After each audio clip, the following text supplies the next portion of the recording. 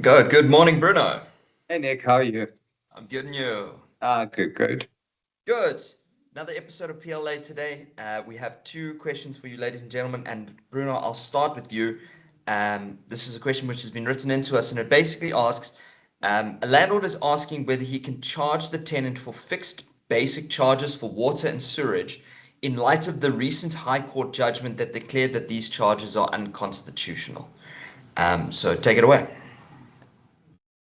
So what can we charge a tenant in terms of a lease?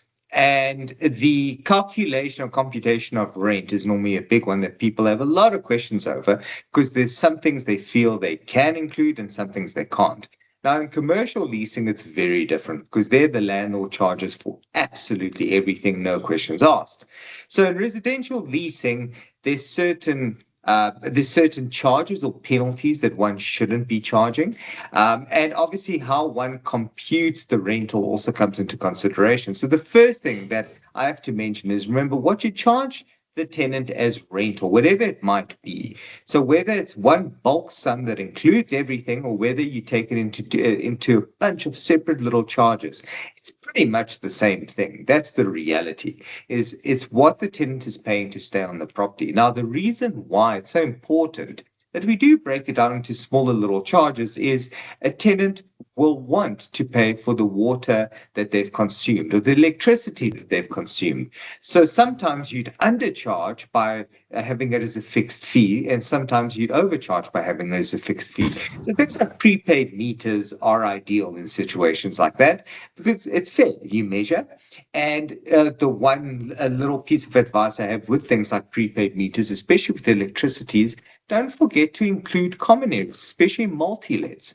There are provisions, and the prepaid meter, not the supplier, but the service provider, will actually guide you and say, look, you can't charge too much, but how much more or less would you say that that unit comprises the entire property and the common area? And you go about 5% because I have another 10 people, and they will actually add 5% charge to the electricity that's bought.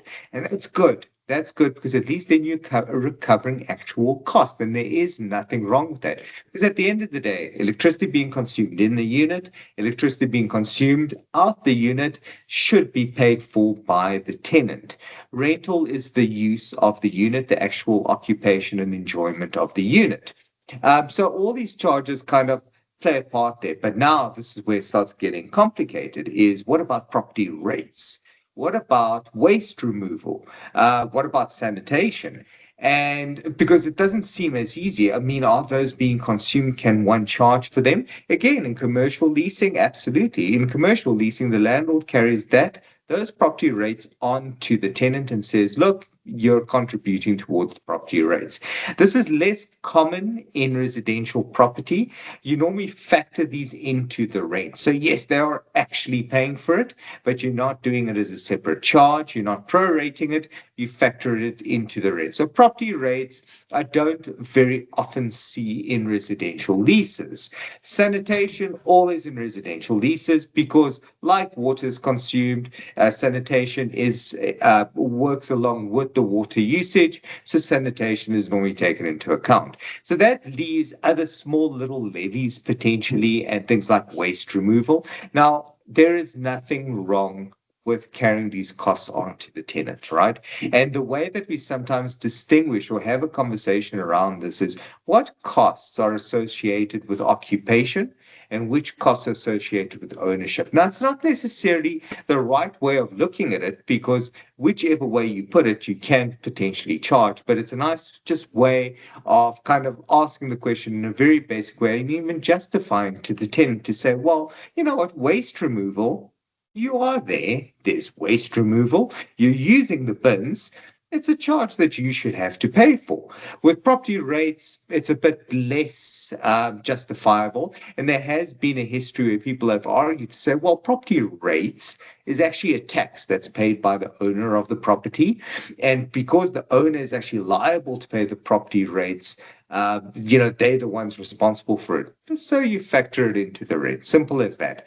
Other levies, again, they have to be specific. So I would look at each specific levy. I'd look at the lease agreement just to see what it says. And if the lease agreement is quiet, either factor it into the rent if you're unsure and it relates too much to ownership, factor it into the rent.